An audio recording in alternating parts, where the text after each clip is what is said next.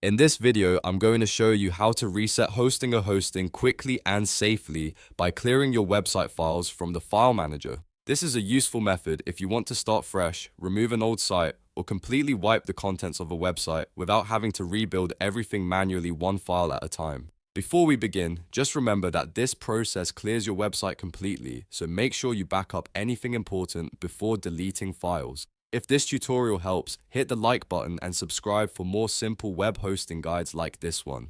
Alright, let's get into it.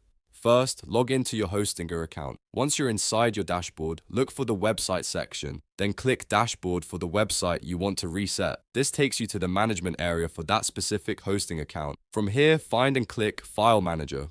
The File Manager is where all of your website files are stored, and this is the area we'll use to remove the existing site content. When the File Manager opens, locate the public_HTML folder and open it. The public_HTML folder is usually the main directory for your website, which means anything inside it is what visitors can see on your live site. Now carefully select all of the files inside public_HTML. Make sure you are selecting the website files you want to remove, and double check that you're in the correct folder before continuing. Once everything is selected, click Delete. Hostinger will remove those files, which effectively clears your website completely and resets the hosting content for that site. After the deletion is done, your website should be empty or no longer show the previous content depending on how the hosting is configured.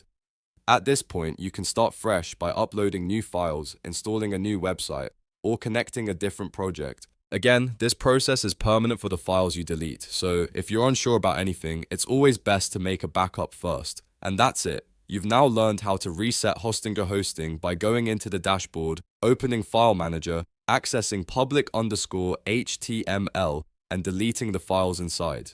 If this video was helpful, please like, subscribe, and comment if you want more Hostinger tutorials, website management tips, or beginner-friendly hosting walkthroughs. Thanks for watching, and I'll see you in the next one.